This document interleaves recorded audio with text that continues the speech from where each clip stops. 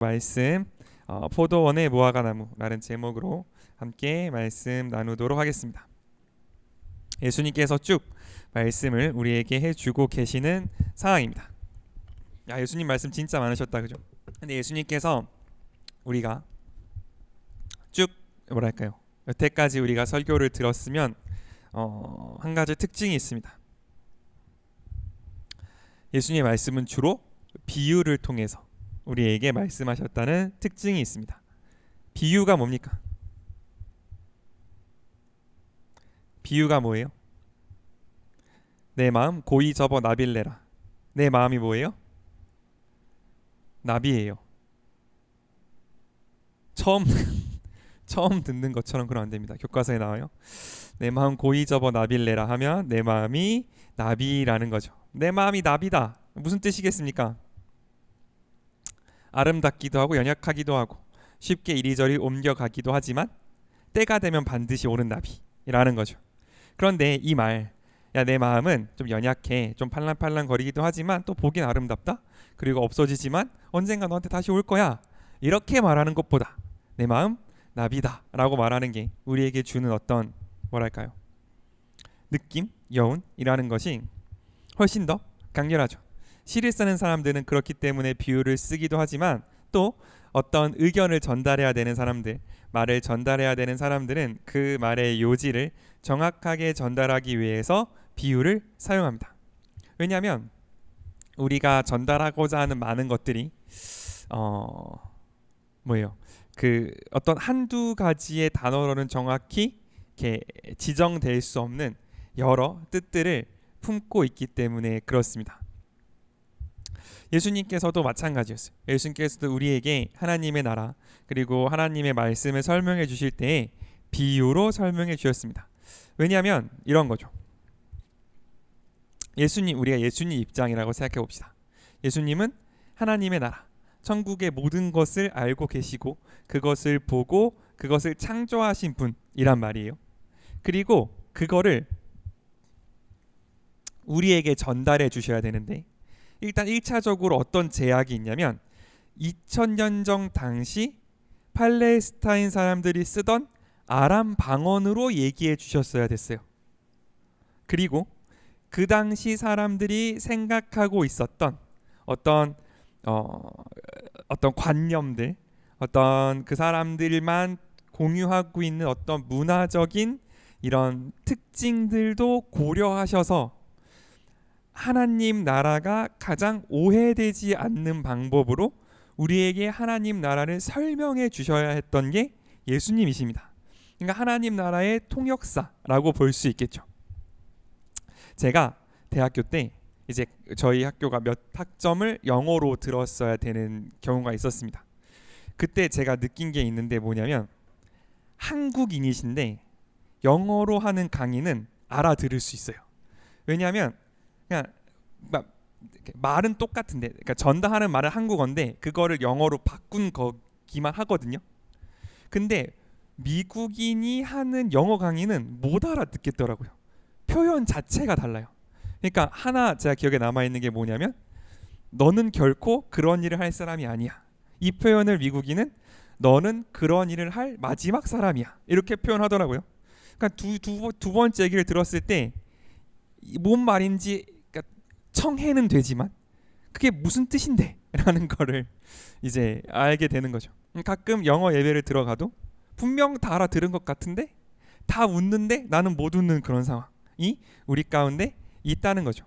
하나님, 그러니까 그게 어떤 번역 혹은 어떤 다른 문화에 있는 그 말을 다른 문화에 옮겨줄 때 생기는 어려움들인데, 예수님께서도 그 똑같은 어떤 어려움, 똑같은 임무를 띠고 이 땅 가운데 오신 거란 거죠. 2000년 전 아람 사람들도 알아들을 수 있고 2000년 후에 동양의 대한민국에 사는 우리들도 알아들을 수 있게 오해하지 않도록 하나님 나라를 설명해 주실 의무, 그게 있기 때문에 예수님은 뭘 택하셨냐?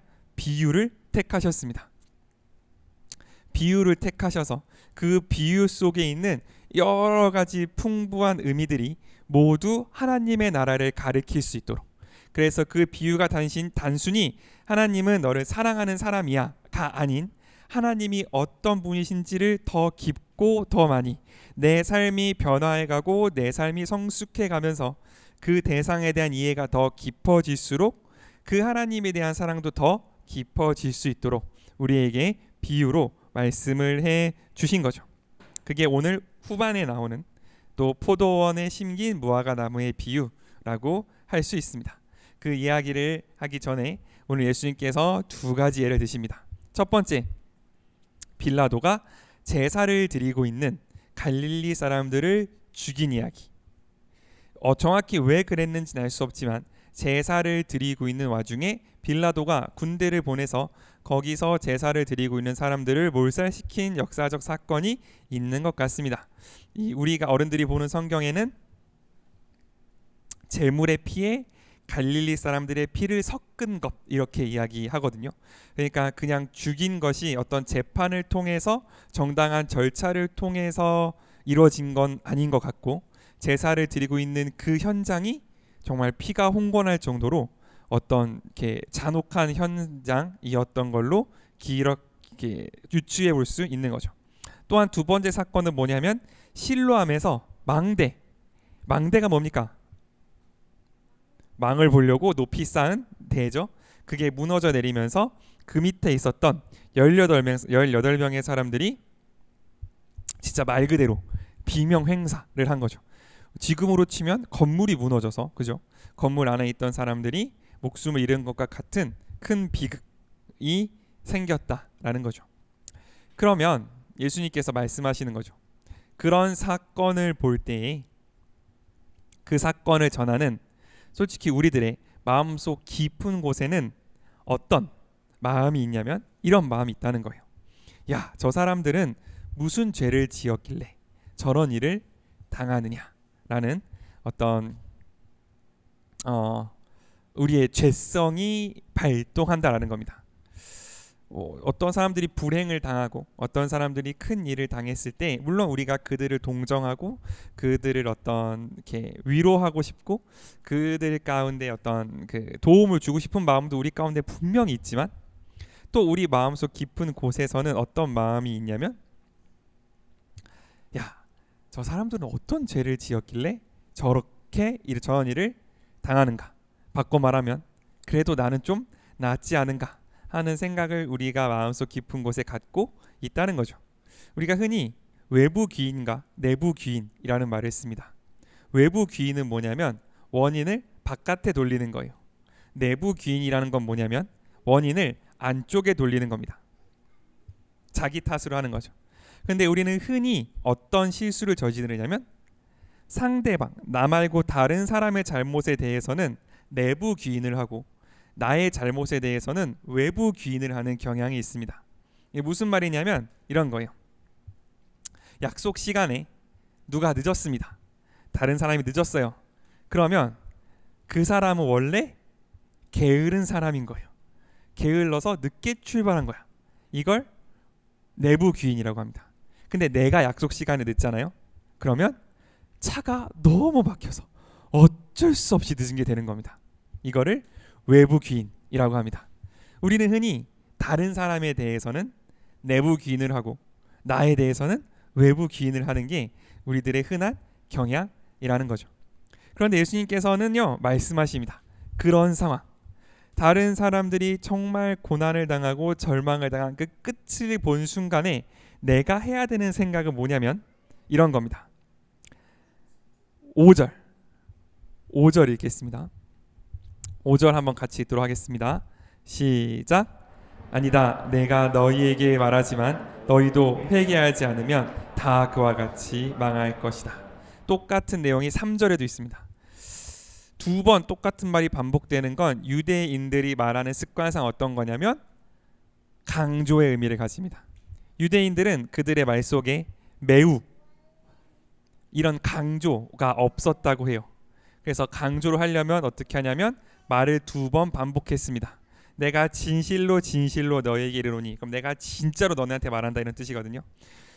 그런데 지금 똑같은 말이 2번 반복된 건 무슨 뜻이냐? 예수님께서 이 말을 정말 강조하고 싶으신 겁니다. 어떤 억울한 일을 당한 사람들, 그 끝을 당하는데 그 끝이 예상된 끝이 아니라 정말 황망하게, 정말 누가 보도 정말 이렇게 뭐랄까요, 절망적인 끝을 당한 사람들을 보면서 네가 가져야 할 생각은 뭐냐면, 저 사람들이 곧 나의 모습이구나를 알 수 있어야 한다를 예수님은 오늘 우리에게 말씀해 주고 계시는 거죠. 다른 사람의 불행을 보거나, 혹은 다른 사람이 극한의 죄로 치닫는 모습을 보거나, 혹은 다른 사람의 죄의 끝의 모습을 봤을 때 우리가 혹시나 마음속에 그래도 나는 저 사람보다 낫지, 그래도 나는 저 정도는 아니지 라는 마음을 갖고 있다면, 그 마음이 어디로 이어지냐면 나의 오늘 할 회개, 내가 오늘 주님 앞에 정말 눈물로 쏟아 놓아야 할 그 회개를 내일로 미루는 효과를 가지고 있는 것이고, 그렇게 되면 어떻게 될 거냐면, 네가 보고 안심했다, 네가 보고 어떻게 보면 그 마음속에 안심을 얻었던 그 사람들이 망하는 것처럼 너도 망할 거다라고 예수님은 우리에게 말씀해 주고 계시는 거죠. 왜냐하면 우리의 끝이 언제 올지 그 누구도 모르기 때문에 그렇습니다. 우리가 오늘 철저하게 회개를 하지 않아도 내 마음이 편안할 수 있는 이유는 뭐냐면, 당장 내일 주님이 오시지 않을 거라는 확신이 있기 때문에 그렇습니다. 숙제가 아무리 많이 쌓여 있어도 내일이 계약이 아닌 이상 내 마음은 어때요? 편안합니다. 왜? 내일 검사를 받을 게 아니니까. 그런데 어느 순간 그날이 올 거란 말이죠. 내일이 올 거예요. 그날은 오는데 예수님이 말하면 어떻게 오냐면 도적같이 올 거다라고 우리에게 말씀하고 계십니다. 그날이 예고를 하고 오면 좋은데, 야 네가 한 3일 뒤에 이제 하나님 앞에 갈 거야, 그러니까 그 전까지 다 회개해놔, 이렇게 하고 오면 너무 좋은데, 그게 아니라 어떤 사람은 갑자기 빌라도가 와서 우리를 죽이기도 하고, 어떤 사람은 난데없이 망대가 무너져서 깔려 죽기도 하고, 그렇게 알 수 없는 시간에 끝이 올 거다. 그러므로 예수님은 뭘 말씀하시는 거예요? 항상 오늘이 마지막인 것처럼 살라라고 우리에게 말씀하시는 겁니다. 내가 지금 당장 밖에 나가서 하나님을 만난다 할지라도 내가 하나님 앞에 부끄러움이 없을 수 있도록, 내가 하나님 앞에 두려움이 없을 수 있도록 나의 모든 것을 회개하는 삶, 나의 모든 것을 주님 앞에 올려드리는 삶을 살라고 예수님은 오늘 우리에게 말씀해 주고 계시는 거죠. 이거를 가르쳐 종말론적 삶이라고 우리는 이야기합니다. 당장 내일 주님 종말이 온다 할지라도 우리는 삶의 모습이 항상 똑같은 삶, 그것을 가리켜 우리가 마지막 시대를 살아간다라고 이야기하는 거죠. 왜냐하면 주님이 언제 오실지 몰라요. 주님이 언제 오셔서 내 삶을 검사하실지 모릅니다. 그러면 어떻게 해요? 내가 매일매일 검사받는 것 같은 삶을 살 수밖에 없는 거죠. 그래서 예수님은 언제 오실지 우리한테 가르쳐주지 않으셨습니다. 우리를 너무 잘 아시니까. 숙제도 미루는데 회개는 안 미루겠냐고. 내가 오늘 할 일도 미루는데 회개는 미루지 않겠느냐. 주님 우리한테 언제 오실지를 알려주지 않으셨어요. 내가 언제 주님께 갈지도 알려주지 않으셨습니다. 왜냐하면 매일매일 주님과 대면하는 마음으로 살아가라고, 매일매일 하루하루를 주님이 기뻐하시는 모습으로 채워가라고 우리에게 너를 언제 부를지, 혹은 내가 너를 언제 만나러 갈지를 알려주지 않으셨습니다. 그러므로 우리는 어떻게 살아야 되냐면 항상 매일매일이 주님을 대면하는 것처럼 살아가야 한다라고 예수님 우리에게 말씀해 주고 계시는 거죠. 그러면 그렇게 살아가는 사람들이 확보된 시간, 그렇게 내가 매일매일 주님 앞에 살아가는 시간은 어떻게 해서 우리에게 주어진 것이냐면, 그 이야기가 6절부터 9절까지 나옵니다. 6절부터 9절까지의 이야기인데, 우리 6절부터 9절 한 번만 한 목소리로 같이 읽도록 하겠습니다. 시작. 예수님은 비유를 들어 다시 말씀하셨다. 어떤 사람이 자기 포도원에 무화과 나무를 심어두고 열매가 열렸나 하고 가 보았으나 아무것도 없었다. 그래서 그가 포도원을 지키는 사람에게 내가 이 무화과 나무에서 열매를 얻으려고 3년째 왔으나 얻은 것이 아무것도 없다. 너는 이 무화과 나무를 잘라버려라. 왜 땅만 못쓰게 하느냐 하자 그 사람이 이렇게 대답하였다. 주인님, 한 해만 더 그냥 두십시오.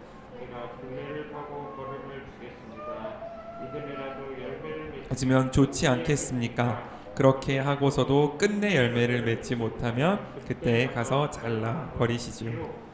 라고 성경에 쓰여 있습니다. 포도원입니다. 포도원은 뭘 심는 데예요? 포도를 심는 데입니다. 그죠? 포도를 심어서 포도원이에요. 그런데 거기에 뭐가 심겨 있어요? 무화과 나무가 심겼습니다. 왜 무화과 나무를 심었을까요? 포도원엔 포도를 심어야지. 그죠? 포도원에는 포도를 심어야지 왜 무화과 나무를 심었느냐에 대해서는 여러 가지 이야기들이 있더라고요. 일단 본문에는 열매를 얻기 위해서 심었다라고 되어 있습니다. 그러니까 그 당시에 포도원을 운영하던 사람들은 모든 것들이 다 그렇지만 한 가지 작물만을 심으면 지력이 쇠한다 그러잖아요. 그 땅이 이제 힘을 잃기 쉽거든요. 그래서 여러 가지 작물들 혹은 여러 가지 나무들을 번갈아 심는 것이 화학 비료가 있기 전까지 일반적인 농법의 모습이었습니다. 근데 그럼에도 불구하고 왜 굳이 포도원 가운데 무화과 나무를 심었냐면 첫 번째 열매를 얻기 위함이었고 두 번째 무화과 나무가 좀 잎이 넓고 크게 자란대요. 포도나무보다. 그래서 일꾼들이 일하다가 쉬기에도 좋고 일꾼들에게 열매도 줄 수 있고 이제 그런 역할을 한다라고 하더라고요. 또 세 번째로 포도의 병충해를 좀 막아주는, 그러니까 대신 벌레를 끌어들이는 역할도 한다라고 이제 여러 사람들이 이야기를 하더라고요. 그러니까 이 무화과 나무는 그러니까 포도원에 심긴 포도와 포도원에 심긴 무화과 나무는 조금 다른 거예요. 그러니까 이 무화과 나무는 특별한 목적과 특별한 어떤 의도를 가지고 주인이 그곳 가운데 심어둔 특별한 나무입니다. 그냥 길거리에 펴 있는 무화과 나무와는 다른 거고 포도원에 있는 포도나무와도 다른 존재예요. 주인이 특별하게 어떤 목적과 어떤 뜻을 위하여 그것 가운데 심어둔 무화과 나무입니다. 그렇기 때문에 주인은 이 무화과 나무를 심각하게 바라볼 수밖에 없었어요. 마치 이 세상 가운데 자신의 백성을 심어둔 하나님처럼. 무화과 나무는 많은 경우 이스라엘을 상징한다고 하거든요. 이스라엘이 이 주님의 포도원 가운데에서 특별한 목적을 가지고 심긴 제사장의 민족이었던 것처럼 이 주인은 이 무화과 나무를 뚫어지게 바라보고 있었습니다. 그런데 이 무화과 나무가 어때요? 열매가 맺혀요? 안 맺혀요? 안 맺힌다는 거죠. 그러니까 포도원에서 포도는 어떨 땐 열매를 맺고 어떨 땐 열매를 안 맺을 수 있어요. 원래 그런 겁니다. 혹은 이 나무가 맺으면 저 나무도 약할 수 있습니다. 근데 무화과 나무는 그러면 안 되는 거예요. 왜? 주인이 특별히 심었으니까. 주인이 특별히 돌보고 주인이 특별히 그 무화과 나무에 바라는 것이 있기 때문에 그렇습니다. 그래서 주인이 보다가 3년을 참았습니다. 야, 3년이면 충분하다. 이제 이 무화과 나무는 더 이상 기대할 것이 없다. 잘라버려라 라고 말했을 때 누가 나타났어요? 포도원을 지키는 사람이 나타났습니다. 말하는 거죠. 제가 한 번만 더 이 무화과 나무를 돌보겠습니다. 제가 한 번만 더 마지막으로 딱 1년만 더 이 무화과 나무 가운데 거름을 주고 물을 주고 그 둘레를 파겠습니다. 1년만 더 지켜봐 주십시오. 라고 이야기를 하는 거죠. 추측건데 1년 뒤에 무화과 나무에 열매가 안 열리면 이 포도원을 지키는 사람은 똑같은 말을 할 겁니다. 1년만 더 기다려 보시죠. 제가 1년만 더 걸음을 주고 1년만 더 이 나무를 돌보겠습니다. 그리고 나서 잘리시면 어떻겠습니까? 라고 이야기할 거예요. 포도원을 지키는 사람은 그것을 지키는 것을 자신의 마음을 다해 하고 있기 때문에 그렇습니다. 이 무화과가 1년이라는 시간을 더 얻은 이유는 뭐 때문입니까? 뭔가 열매가 조금 열릴 기미가 보였다거나, 뭔가 이 무화과가 엄청나게 잘생겼다거나, 혹은 뭔가 이 무화과 나무가 다른 걸로는 대체가 안 되는 귀중한 나무라거나 그렇기 때문이에요? 아니에요. 포도원을 지키는 사람이 그 나무를 불쌍히 여겼기 때문에 그렇습니다. 그래서 이 나무는 1년간 생명을 연장한 거예요. 지금 우리가 누리고 있는 모든 시간도 마찬가지입니다.